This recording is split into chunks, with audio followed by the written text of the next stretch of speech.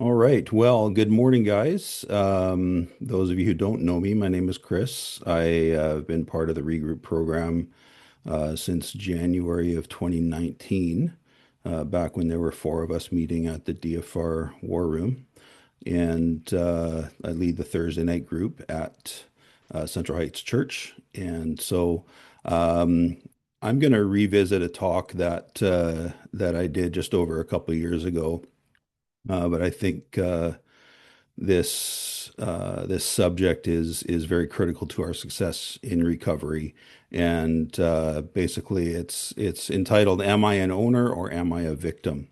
And so this is a mindset that we can portray, and we need to be intentional about being an owner rather than a victim. So let's get started. Um, so, what is a victim mindset? So, you see yourself as powerless or at the mercy of external forces, other people, circumstances, bad luck, or the past. And you focus on what you can't control. You blame God, family, society. You make excuses and feel stuck. This often leads to resentment, helplessness, low energy, and repeating the same problems.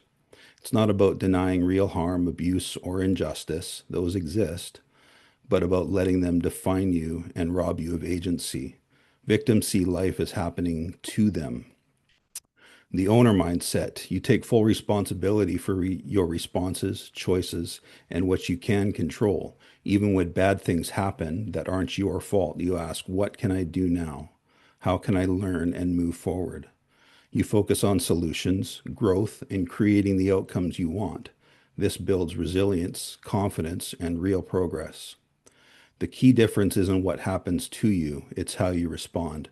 Everyone experiences genuine hardship, but the owner chooses to own their part, even if small, and act, while the victim stays focused on the injustice. Shifting to an owner mindset is empowering because it puts the steering wheel back in your hands. Taking an ownership mindset is fundamental to recovery. Recovery is taking 100% ownership of your needs.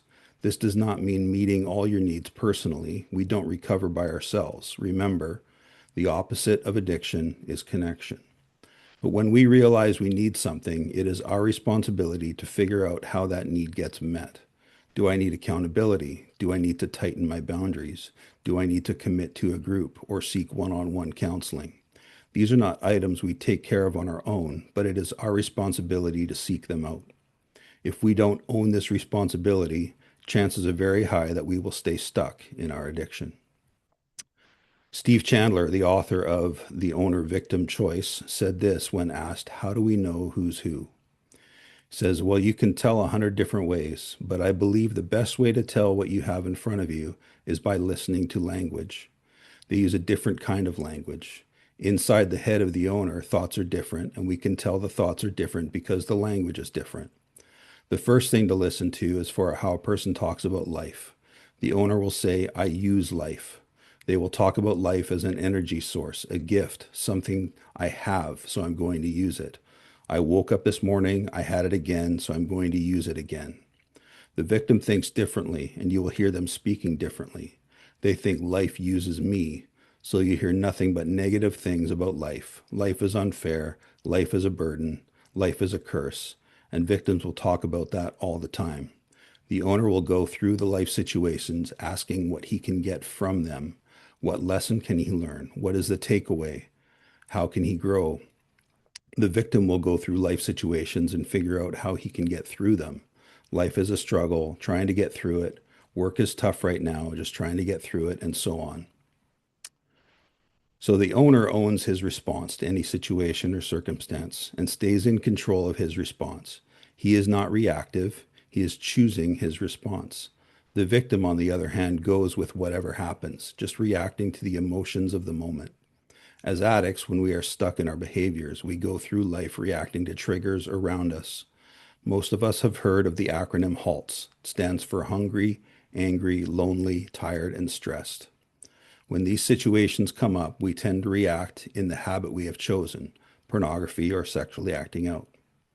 And these behaviors will continue to happen as long as we are in the victim mentality. We are letting the situation dictate or choose what our reaction will be. We are not taking ownership of our circumstances. Victim language is riddled with shoulds. I should really do this. I should get on that. I should get my recovery work done. I should get a wingman. I should make more phone calls. Victims will also make a boatload of excuses as to why they can't do something. I can't come to group every week because of my work schedule. Well, we have 3 time day slots available, so stop making excuses. I can't put blocking software on my devices because it slows them down. I can't do all this work. I don't have the time. We've heard them all. Excuses are like armpits. Everyone's got two and they both stink. Victims will often blame others for the challenges they will face. They often feel entitled, like they're owed something.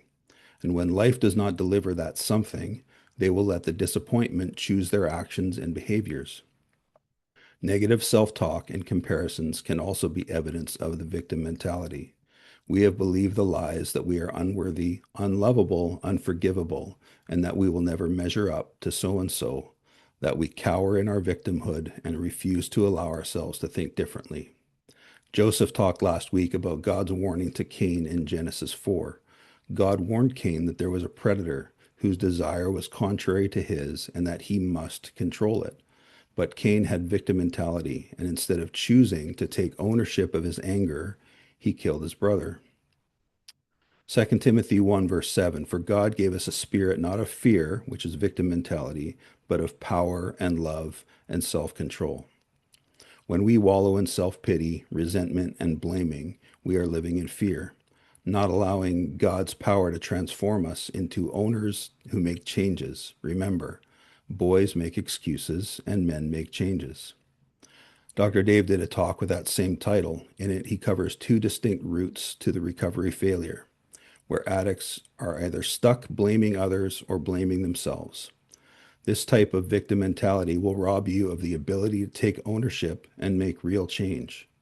Just a few examples of this. Owners will take responsibility as opposed to shifting responsibility or complete irresponsibility. Owners will own their problem as opposed to accusing others or playing the victim. Owners will give full effort to affect change, whereas the victim will deny the need for effort at all. 1 Corinthians 13:11, when I was a child, I talked like a child, I thought like a child, I reasoned like a child. When I became a man, I put the ways of childhood behind me. Again, boys make excuses and men make changes. Owner language, I want this, not a selfish want. This is something I want to go after, something I find important, and I will do whatever it takes to make the changes to ensure I don't repeat the same mistakes over and over. Ownership language is intentional, accountable, accepting of the solution, knowing that we have prepared for situations that come up. We are empowered to our own reaction and handle it. And please know, we are not expected to draw only upon our power for this change in mindset, to move from victim to owner. The Bible strongly encourages personal responsibility, self-examination, and trusting God's power instead of blame shifting or helplessness. It doesn't call hardship, unfairness, victimhood in a modern day psychological sense, but it repeatedly warns against excusing sin or circumstances and calls believer to their own lives, to own their lives, repent, and act with faith. Here are some key verses. Proverbs 19:3. A person's own folly leads to their ruin, yet their heart rages against the Lord. This directly addresses the victim mindset. When our own poor choices cause problems, we often blame God or others instead of owning our part. Proverbs 28:13. Whoever conceals their sins does not prosper, but the one who confesses and renounces them finds mercy. Hiding or shifting blame keeps us stuck in the victim mentality. Confessing and taking ownership brings freedom and growth. Galatians 6 verse 5. For each one should carry his own load, a clear call to personal responsibility. Owners carry what is theirs rather than expecting others to fix everything. James 1:13. When tempted, no one should say, God is tempting me, for God cannot be tempted by evil, nor does he tempt anyone. Don't blame God or shift responsibility outward for your own struggles. Own your choices and responses. Ezekiel 18, verse 20. The one who sins is the one who will die. The child will not share the guilt of the parent, nor will the parent share the guilt of the child. The righteousness of the righteous will be credited to them, and the wickedness of the wicked will be charged against them. God rejects generational blame or excuses. Each person is accountable for their own actions. That's an owner mindset. Philippians 4:13. I can do all this through him who gives me strength. A strong owner mindset declaration. Circumstances don't define you. Christ empowers you to respond and overcome. And Romans 8, verse 38. No, in all these things we are more than conquerors through him who loved us. Even in real suffering, believers are called to be a victor and overcomer identity, not a permanent victim one. The Bible also shows positive examples of the owner mindset in action. Like Joseph, as we talked about last week in Genesis 37 to 50, who was genuinely victimized yet chose forgiveness, stewardship, humility, and trust in God's purpose rather than bitterness and revenge. Jesus himself, the ultimate innocent sufferer, responded with forgiveness and purpose instead of victimhood. Luke 23:34, he says, Father, forgive them, for they know not what they are doing. Scripture invites us to reject blame shifting and helplessness, confess our part, take responsibility for what we can control, and rely on God's strength to move forward. This is the path to freedom, growth, and recovery. So, how do we identify when we are a victim mindset? Think about a time when we are emotionally distraught, upset about something that happened at work, a fight we had with our spouse or another family member, frustrated, angry, or anxious about a situation. These are the times to examine whether there is any victim language taking place. Why did my boss treat me that way? I wish I was better at this. Why does this always happen to me? I'll never be able to figure this out. Look for those type of thoughts. After a relapse would be a good time to examine, were there any victim stories I was believing? Was I feeling self-pity? Was I going into passive behaviors? If we have identified any of these mindsets, then we are acting like a victim. Well, what do we know when we've identified those? We don't want to stay a victim forever. How do we shift out of victimhood into taking ownership? There is a tool for challenging and changing our victim thinking. Byron Katie is an author, and this is said about her. In 1986, at the bottom of a 10-year spiral into depression and self-loathing, Byron Katie woke up one morning in a state of joy. She realized that when she believed her stressful thoughts, she suffered, but that when she questioned them, she didn't suffer, and that this is true for every human being. Her simple yet powerful process of self-inquiry, which she calls the work, consists of 4 questions and the turnaround, which is a way of experiencing the opposite of what you believe. She has developed a 4-question tool that we will walk through here. First, the questions. Number 1, is it true? And that'll be a yes or no. Number 2, can you absolutely know that it's true? Will also be a yes or no. Number 3, how do you react? What happens when you believe that thought? And number 4, who or what would you be without that thought? The answers to these questions could be different for every one of us. Sometimes these answers will be determined by past challenges or situations we have found ourselves in, or the inner dark voice we are listening to. But let's walk through this in a general sense. Using the 4 questions, let's investigate the statement, my wife is rejecting me sexually. First, is it true? Is it true that she is rejecting you? The reactionary thought would most likely be yes. Are you frustrated when she rejects you? Yes. So number 2, can we absolutely know it's true? Ultimately, can you really know for certain that she was rejecting you? Maybe she is truly not feeling well. Maybe you started with a discussion too late in the evening. Maybe you haven't pursued a connection with her outside of the bedroom. These questions help to clarify what we can be sure of. Number 3, how do you react? What happens when you believe that thought? What happens when you believe my wife is rejecting me? Do you experience anger, stress, or frustration? How do you treat her? Do you give her the look? Do you try and change her in any way? How do these reactions feel? How do you treat yourself? Does that thought bring stress or peace into your life? We talked about halts earlier. When we believe thoughts like this, do we use porn as an escape to self soothe? If we react like victims, we will typically move in this direction. So, number four, who or what would you be without the thought? Close your eyes. Picture yourself in the presence of your wife in this situation. Now imagine looking at her just for a moment without the thought, my wife is rejecting me. What do you see? What would your life look like without that thought? What would we be doing if we didn't have this thought, without the disappointment of my wife is rejecting me? We give ourselves the opportunity to take ownership of the situation and accept responsibility for how we are perceived. So these are the turnarounds to that statement. A statement can be turned around to the self, to the other, or to the opposite. Victims often think whatever thought they are having is true. Not only is it true, but we see it as the only option. This turnaround exercise can open up us up to the other possibilities. Let's turn around the statement we just talked about. My wife is rejecting me. The turnaround, I am rejecting me. I am telling myself a story that I'm rejected. She just said, no, this isn't a good night. But I'm telling myself that I'm not good enough, that I'm abandoned, and she's letting me down. How about this one? I'm rejecting my wife. I'm actually the one pulling away from her because I didn't get the response I wanted. You weren't willing to have sex with me now, so I'm pulling away and rejecting you. Last one, my wife should reject me. Maybe you waited until too late. Maybe you haven't been intentional. Maybe you weren't kind to her earlier, or things you did earlier in the day got you the result that you didn't want in the evening.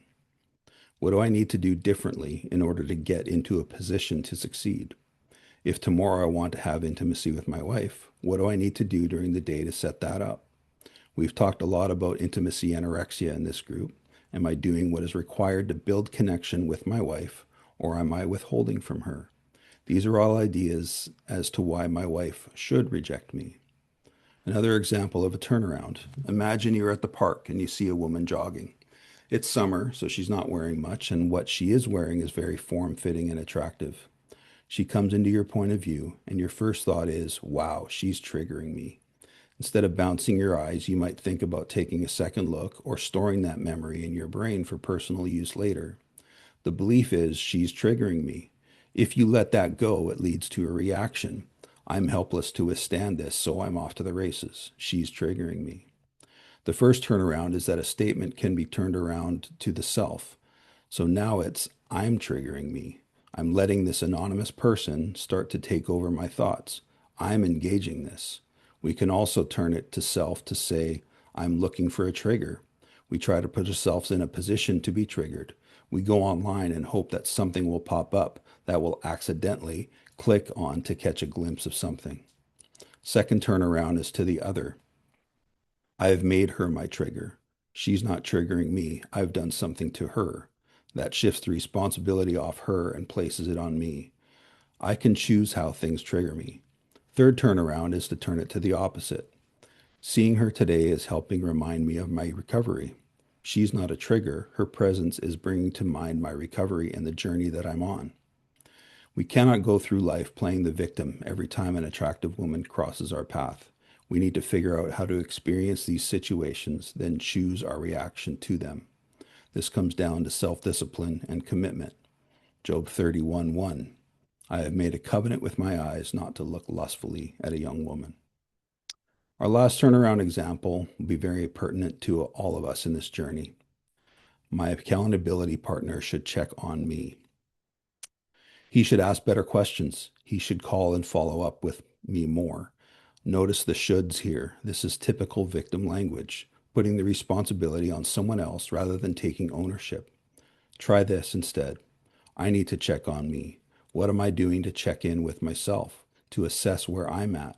Am I following through on my 5 C's? Next, my accountability partner should not check on me. I need to check in with my accountability partner. I need to initiate. If I found something in my own assessment, is there something on my Covenant Eyes report that I know he will question? Don't wait for him to call me out. Do I wait for him to call me out, or do I reach out, own my behavior, and present a plan to change and make sure to avoid these reports moving forward? Victims will blame relapses on other factors. I saw something and was triggered, and I couldn't get it out of my mind. My wife was away, and I found a device that didn't have Covenant eyes on it, so I relapsed. I was traveling, and there were movie channels on the hotel TV. I couldn't avoid it, and it was too late to reach out to my accountability partner or my group. Today was a crappy day at work. My boss yelled at me, and the customers were rude to me. I needed something to help me feel better. We've all heard or have told stories like this. When will we stop living like a victim? Owners will learn from each of these experiences, even putting preemptive plans together to avoid these situations altogether. We don't have to do this alone. An owner will take advantage of the community around him, leaning on God and his brothers to get in front of triggering scenarios. Victims will retreat, isolate, live in solitude and the belief that they are stuck and there is nothing they can do to overcome. God is calling us to be overcomers. 2 Timothy 1 verse 7. For God gave us a spirit not of fear, but of power and love and self-control. Let's do what it takes to throw off the victim mindset and become owners. Let's talk about it.